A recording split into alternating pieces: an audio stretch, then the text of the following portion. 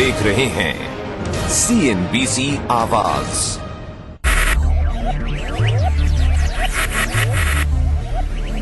Focus, idea, innovate, enable.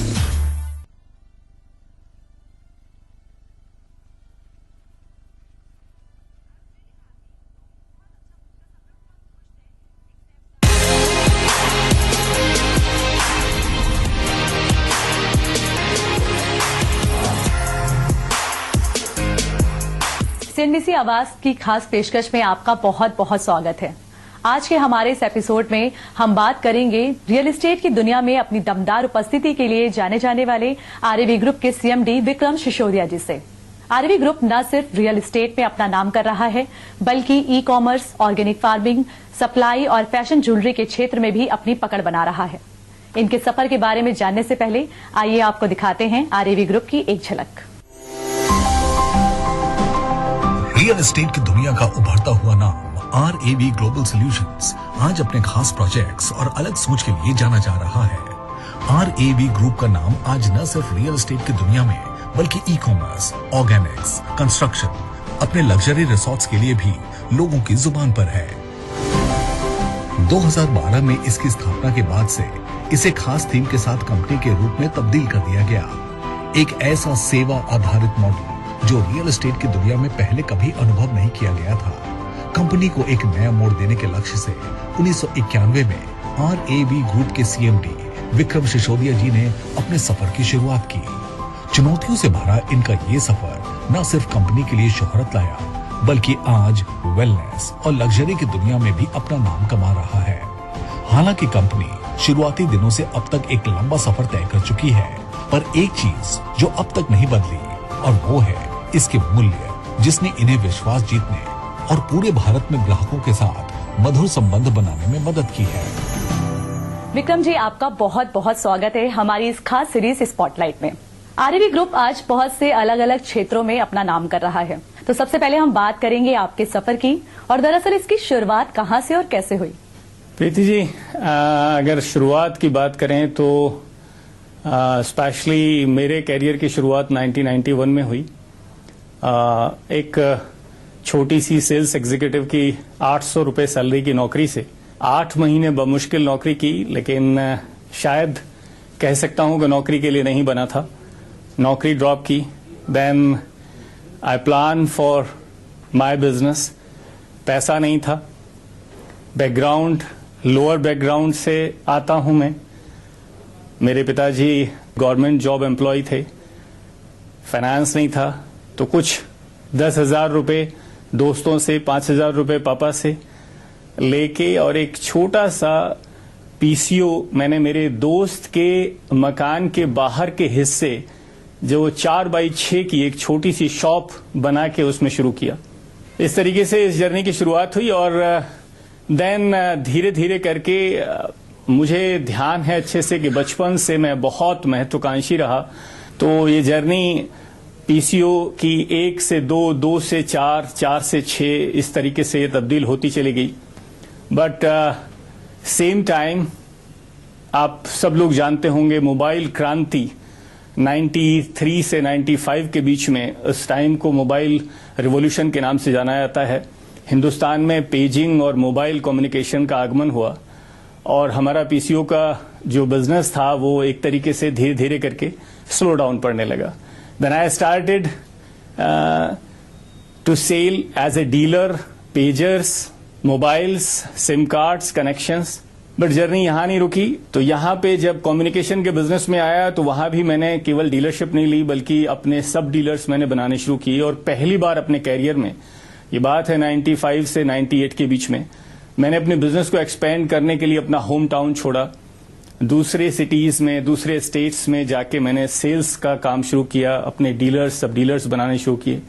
इस तरीके से जर्नी आगे बढ़ी और बहुत सारी इस बीच में उठा पटक चली, बहुत सारे गलत फैसले लिए, बहुत सारे नुकसान हुए, कई बार करोड़ों करोड़ के नीचे आया। ये तो रही आपके शुरुआती सफर की कहानी, लेकिन अगर हम बात करें 2012 से लेकर अब तक, तो अब आप RAV ग्रुप को कहां खड़ा हुआ देखते हैं? 2012 से अगर एक तरीके से जर्नी की मैं बात करूं तो 2012 में मैंने जो शुरुआत की थी वो रियल एस्टेट से की थी। और मैं एक बहुत छोटी सी ब्रोकर फर्म के तौर पे, मैं रहने वाला दिल्ली एनसीआर का, लेकिन शुरुआत मैंने बिजनेस की लखनऊ से। तो लखनऊ यहाँ आके एक ब्रोकर फर्म के तौर पे, without capital, without contacts, without so much experience in this line, so I started this business. और आज मैं ये कह सकता हूं कि रियल एस्टेट में भी धीरे धीरे करके सीखते हुए हम लोग आगे बढ़ रहे हैं। केवल प्लॉटिंग नहीं, हम लोगों ने कंस्ट्रक्शन का काम शुरू किया है। प्लॉटिंग से हम विलास के कंस्ट्रक्शन में आए हैं, हम फ्लैट्स बना रहे हैं, और सबसे खास बात कि हम लोग कॉन्सेप्चुअल कॉमर्शियल प्रॉपर्टीज में आए हैं। इतना कुछ आपने बताया कि लोग मिलते गए और कारवा बनता गया, लेकिन मैं जानना चाहती हूँ कि कैसे, मतलब किन क्षेत्रों में प्रमुख रूप से शुरुआत हुई? कौन सा ऐसा क्षेत्र था जहां से आपने सबसे पहले शुरू किया कि ये शुरू करते हैं? सबसे पहले 2012-13 में रियल एस्टेट से ही स्टार्टिंग हुई। बजट प्लॉटिंग से हम लोगों ने शुरुआत की। Then we jumped into construction. छोटा छोटा कंस्ट्रक्शन, विलास, फ्लैट्स बनाने हम लोगों ने शुरू किए। और एक बहुत बड़ा बदलाव इस जर्नी में आया कोरोना टाइम में। 2020 में जब कोरोना समय चला, तो उस वक्त में हिंदुस्तान नहीं, पूरा विश्व शायद अपने अपने घरों में कैद था, और वो समय था कुछ क्रिएटिव करने का। बहुत सारे लोग एंटरटेनमेंट में लगे हुए थे, बट मैंने जैसे बताया कि मैं बचपन से बहुत ज्यादा एग्रेसिव कहूंगा कि एम्बिशन वाला व्यक्ति रहा हूं, तो मुझे वो वक्त मिला कुछ अच्छा करने का, कुछ नया करने का। मैं योग में गया, मैंने स्पिरिचुअल फील्ड ज्वाइन किए, मैंने उस वक्त में ऑनलाइन बहुत सारी स्टडी की इन बीमारियों के ऊपर। एंड देन आई रियलाइज कि मुझे भी ना केवल मेरे परिवार के लिए, मेरी अपनी पर्सनल फिटनेस के लिए, सेहत के लिए, बल्कि देश और समाज के लिए भी कुछ मुझे प्रयास करने चाहिए। एंड वहां से एक नई जर्नी शुरू हुई ऑर्गेनिक फार्मिंग की और ऑर्गेनिक प्रोड्यूस करने की। तो आई थिंक वहां से ही ई कॉमर्स, ऑर्गेनिक फार्मिंग और ई कॉमर्स उसके बाद ही जहन में आया कि जब हम खेत से, मिट्टी से शुरुआत कर रहे हैं, उस अच्छे प्रोडक्ट्स को प्रोड्यूस कर रहे हैं, और तो उसको रिटेल भी करें। तो आज मेरी मुहिम इस हद तक पहुंच चुकी है कि हम सॉइल से काम शुरू करते हैं और लोगों की प्लेट तक पहुंचाने का प्रयास करते हैं। बहुत अच्छी बात है। तो ऑर्गेनिक फार्मिंग के बारे में आपने सोचा, बहुत जरूरत है इसकी, आफ्टर कोरोना तो बहुत ही जरूरत है इसकी। ऑर्गेनिक फार्मिंग की जो शुरुआत हुई थी वो इस वजह से भी हुई थी, मैंने एक थीम अपने दिमाग में बनाई थी कि डॉक्टर्स या हॉस्पिटल्स की जरूरत सिर्फ और सिर्फ इंसान को 10% या तो एक्सीडेंटल या एक्यूट क्रॉनिकल डिसीज में होनी चाहिए। जितने भी आज हॉस्पिटल्स में भीड़ है वो क्रॉनिकल डिसीज की कम है, लाइफस्टाइल डिसीज की ज्यादा है।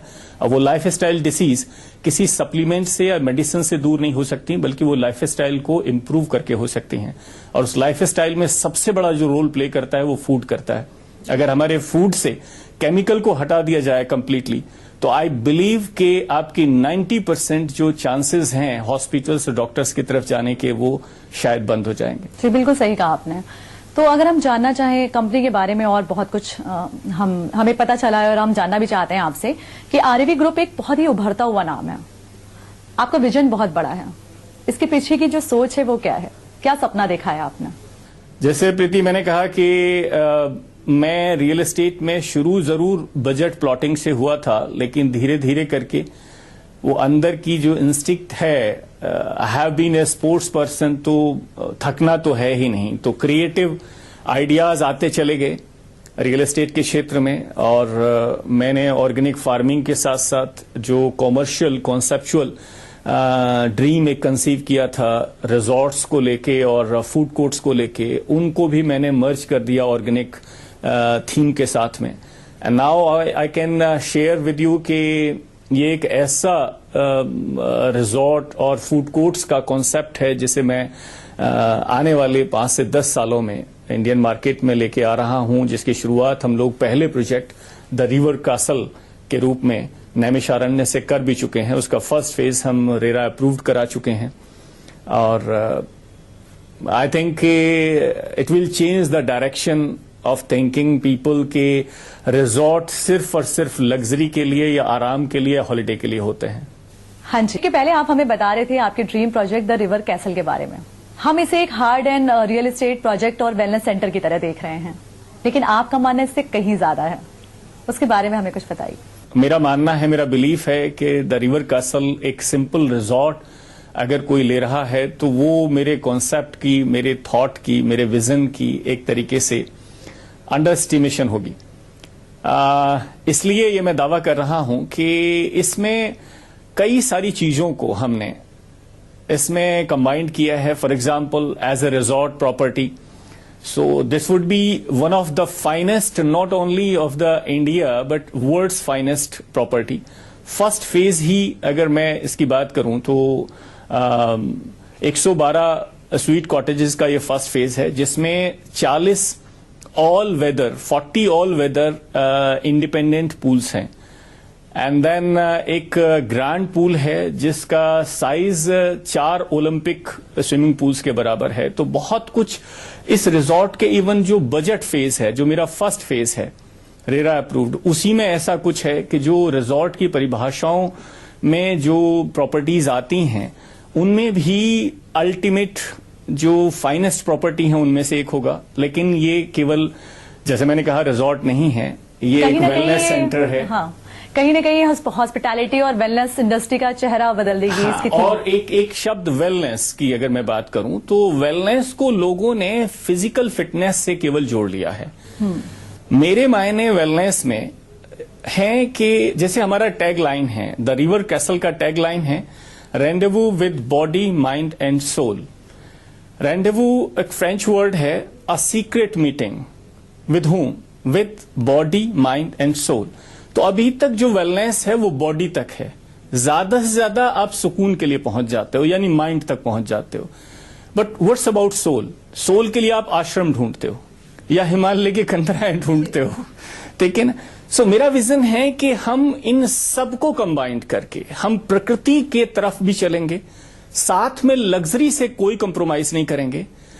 आपकी वेलनेस के लिए तीनों एस्पेक्ट, आपका फिजिक यानी बॉडी, आपका मन mind, and the ultimate goal किसी भी ह्यूमन बीइंग का होता है सोल, यानी खुद को पहचानना।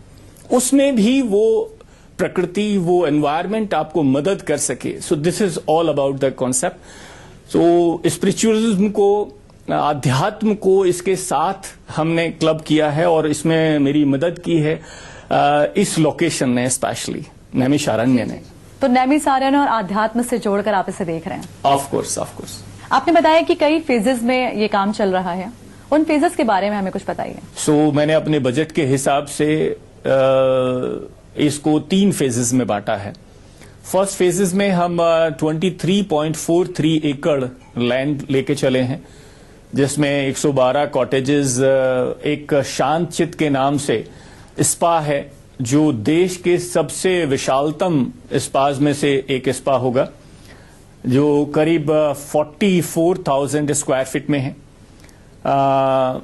दुनिया के सबसे विशालतम स्विमिंग पूल में से एक ग्रैंड पूल, पब्लिक पूल है इसमें। इंडिया का बिगेस्ट मल्टी कजीन रेस्टोरेंट इसमें भोज पैलेस के नाम से इसी फेज के अंदर हम लोग लेके आ रहे हैं, जो 700+ सीट्स का रेस्टोरेंट है। और ऐसी ही बहुत सारी banquet, assembly areas, kids zone, indoor outdoor games इस फर्स्ट फेज में भी शामिल हैं। सेकेंड फेज में हम इससे आगे की लग्जरी की बात करेंगे, इससे आगे की एडवेंचर्स की बात करेंगे। बहुत कुछ ऐसा है जो अभी अप्रूव नहीं है, so I can not detail, this is not the right time for that. बहुत कुछ आपने बताया। अगर निवेशकों के नजरिए से बात करें तो आप क्या कहना चाहेंगे निवेशकों से? वो क्यों आकर्षित हों इस प्रोजेक्ट की तरफ, और कहां आप इसे रियल एस्टेट में किस तरह आप इसे एक अनपैरेलल्ड अपॉर्चुनिटी की तरह देख रहे हैं?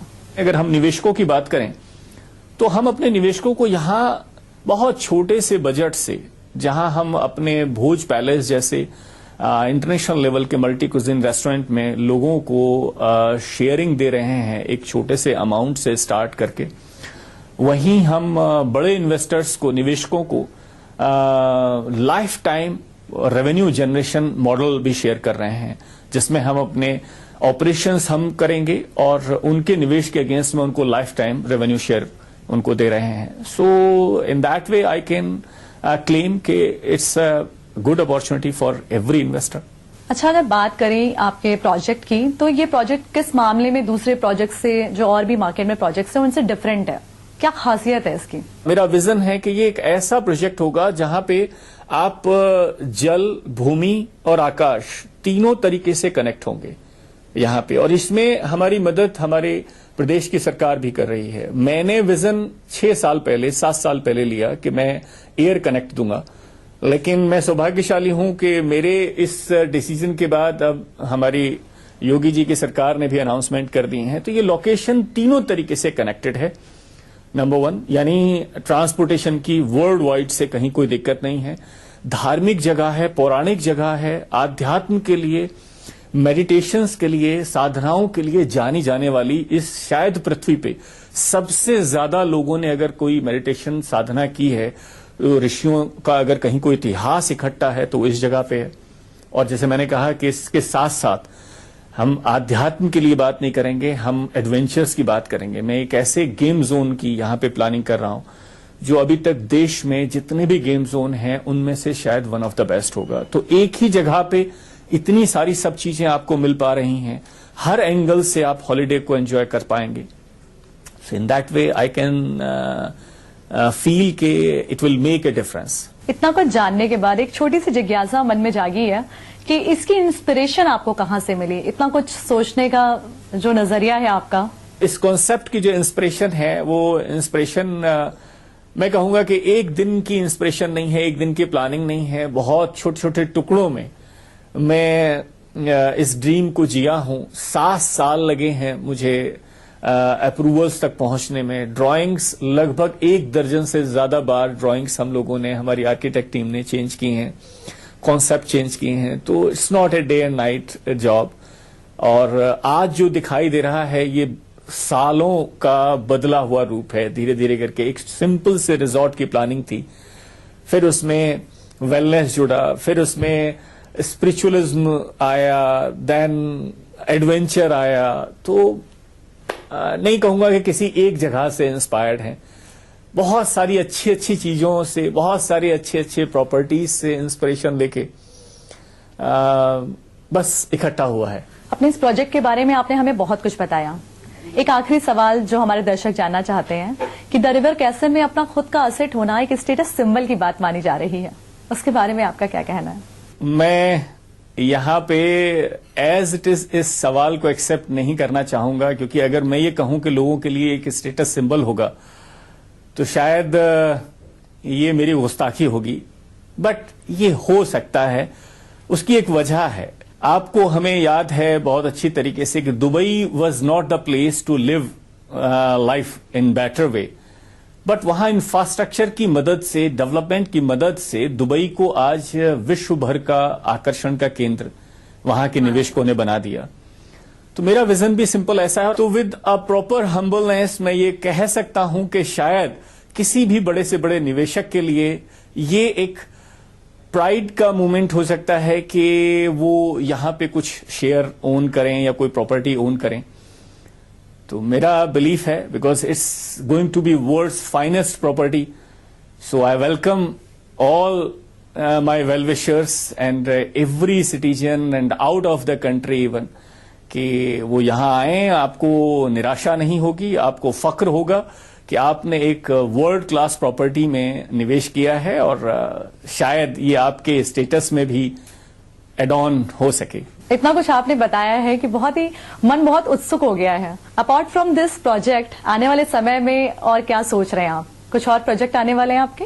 देखिए, मैं एक प्राइमरीली रियल एस्टेट कंपनी हूं, तो इसलिए डेफिनेटली प्रोजेक्ट तो बहुत आएंगे, लेकिन सबसे ज्यादा मेरा जो महत्वाकांक्षी प्रोजेक्ट है वो द रिवर कैसल ही है, और ये एक पहली यूनिट है. It's going to be converted into a chain. तो मेरी और बहुत सारी लोकेशंस पे जमीनें देखने की प्लानिंग चल रही है. सो आने वाले वक्त में लगभग 10 सालों में हम लोग 40 to 50 इस तरह के रिजॉर्ट्स अलग अलग सेम कॉन्सेप्ट पे, सेम विजन में बेटरमेंट के साथ में लाने की प्लानिंग है। और साथ के साथ ऑर्गेनिक खास बात यह है कि चाहे हमारे रिजॉर्ट हों या हम हाईवे फूड कोर्ट्स की प्लानिंग कर रहे हैं, वो फूड कोर्ट्स हों, इन सभी प्रॉपर्टीज में ऑर्गेनिक का कॉम्बिनेशन रहेगा। ये प्रॉपर्टीज सारी की सारी ऑर्गेनिक किचन से, ऑर्गेनिक फार्मिंग से बैक्ड होंगी। सर, आपने हमें आपके सफर के बारे में और आपके प्रोजेक्ट के बारे में काफी कुछ बताया। आशा करते हैं आपका ये प्रोजेक्ट ऐसे ही सक्सेसफुल रहे और आप आगे इस तरह के प्रोजेक्ट्स लाते रहें। थैंक यू प्रीति, आपका भी बहुत बहुत धन्यवाद। ये थी हमारी खास पेशकश स्पॉटलाइट में। अब हमें दीजिए इजाजत। नमस्कार।